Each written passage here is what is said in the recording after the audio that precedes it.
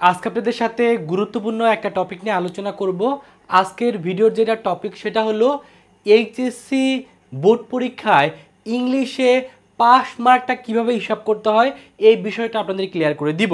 যেহেতু আপনারা অনেকেই ইংরেজি পরীক্ষাটা দেন, এই ইংরেজি পরীক্ষা দেওয়ার পর আপনাদের মনে একটা প্রশ্ন চলে আসে, ইংরেজি প্রথম পত্র এবং দ্বিতীয় পত্র দুইটা মিলে কি পাস হিসাব করা হয় না এটা আলাদা আলাদাভাবে পাস হিসাব করা হয়।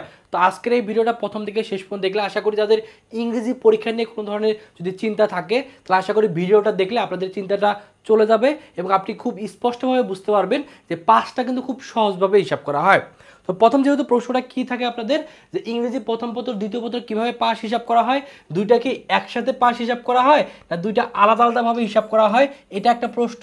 আরেকটা হলো যেহেতু ইংরেজির ক্ষেত্রে পার্ট এ থাকে পার্ট বি থাকে, পার্ট এতে থাকে 60 মার্ক, পার্ট বিতে থাকে 40 মার্ক, এখানে আবার আলাদা আলাদাভাবে কোনো পাশের শর্ত আছে কিনা।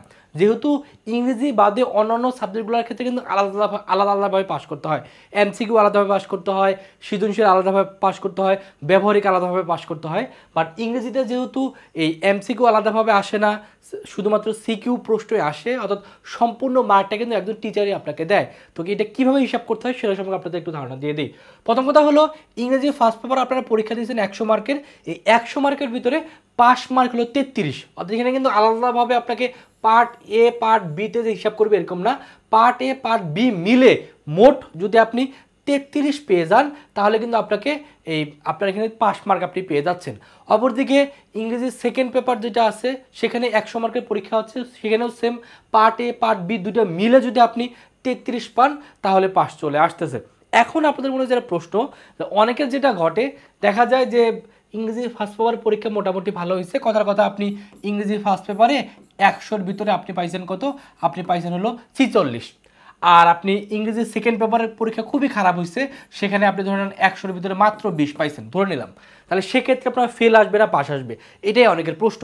তো মাথায় রাখতে হবে যে এরকম যদি কোনো একটা স্টুডেন্ট পায়, অর্থাৎ একটাতে পাইছে 46 ইংরেজি ফার্স্ট পেপার পরীক্ষায় আর ইংরেজি সেকেন্ড পেপার পাইছে হলো 20, তাহলে দুইটা মিলে কত হচ্ছে দেখেন, এই দুইটা যদি যোগ করেন এই 46 আর যদি 20 যোগ করেন তাহলে কিন্তু হয়ে যাচ্ছে 66। এই 66 মার্ক যদি আপনি দুইটা মিলে যোগ করেও পান এই 200 মার্কের ভিতরে, এখানে 100 এখানে 100, এই প্রথম পত্র এবং দ্বিতীয় পত্র মিলে যেহেতু 200 হচ্ছে, এই 200-র ভিতরে দুইটা মার্ক যোগ করে যদি আপনি 66 পান আপনার কিন্তু পাস চলে আসবে। তার মানে কারো যদি এমন হয় যে ইংরেজি ফার্স্ট পেপার পরীক্ষা মোটামুটি ভালো হয়েছে, ইংরেজি পরীক্ষা খুবই খারাপ হয়েছে, তারপরেও কিন্তু দুইটা যোগ করে যদি 66 হয় আপনি পাস করে ফেলবেন।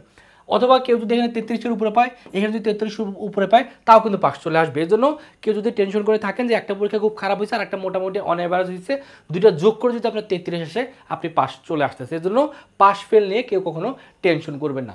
এখন মিলে আলোচনা করবো যারা একটু ভালোভাবে চিন্তা করেন যে না আমার এ প্লাস দরকার, তাহলে এ প্লাসটা কীভাবে হিসাব করা হয়। এ প্লাসটাও সেমভাবে ইংরেজি ফার্স্ট পেপার এবং ইংরেজি সেকেন্ড পেপার দুইটা মিলে যোগ করে কিন্তু আপনার এ প্লাস আসে। তো সেটা কীভাবে, 100-র ভিতরে কথা আপনি যদি এখানে 100 মার্কের ভিতরে আপনি এখানে 80 পাইলেন আর দ্বিতীয় পত্রে 100-র ভিতরে আপনি 80 পাইলেন, তাহলে দুটো যোগ করে কত হচ্ছে 80 আর 80 যোগ করে কত হচ্ছে 160। এই 160 যদি আসে আপনার এ প্লাস চলে আসবে। কিন্তু যদি এরকম ঘটে, কীরকম ঘটে, দেখা গেলো আপনি ইংরেজি ফার্স্ট পেপারে আপনি এই 100-র ভিতরে একটু খারাপ করছেন, ওখানে 70 পাইছেন, বাট ইংরেজি সেকেন্ড পেপার আপনার ভালো হয়েছে, সেক্ষেত্রে 100-র ভিতরে আপনি 90 পাইছেন, তাহলে 90 আর 70, এই 90 আর 70 এই দুইটা যোগ করে কিন্তু কত হচ্ছে 160 হচ্ছে। তো এভাবে যদি যোগ করে যদি 160 হয় 200-র ভিতরে, তারপর আপনি এ প্লাস পেয়ে যাবেন।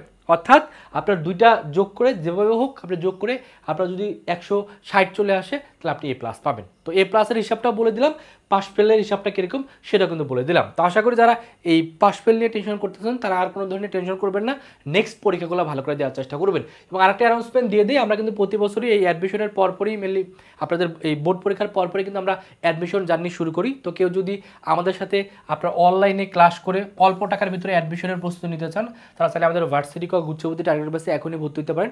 এই বোর্ড পরীক্ষা চলাকালীন সময় যদি আপনি ভর্তি হন তাহলে 2000 টাকার কোর্সটা আপনি 500 টাকার ডিসকাউন্টে 1500 টাকায় ভর্তি হতে পারবেন। ভর্তি হওয়ার জন্য এই যে নাম্বারটা আছে এই নাম্বারে কল করবেন অথবা এই নাম্বারে হোয়াটসঅ্যাপে নক করলে ভর্তি করে নেওয়া হবে এবং মাত্র 1500 টাকা দিয়ে 6 মাস অনলাইনে ক্লাস করে ভালো একটা প্রস্তুতি নিয়ে ভালো একটা ভার্সিটিতে আপনি চান্স কিন্তু নিশ্চিত করতে পারেন। কারণ এখানে ভর্তি হলে অনলাইনে ক্লাস করতে পারবেন, সাজেশনের পিডিএফ পাবেন, যত ধরনের বইয়ের ম্যাটেরিয়ালস দরকার সকল ম্যাটেরিয়ালস কিন্তু এই কোর্সে ভর্তি হলে আপনি ফ্রিতে পেয়ে যাবেন। তো যারা ভর্তি হতে চান দ্রুত ভর্তি হয়ে যান।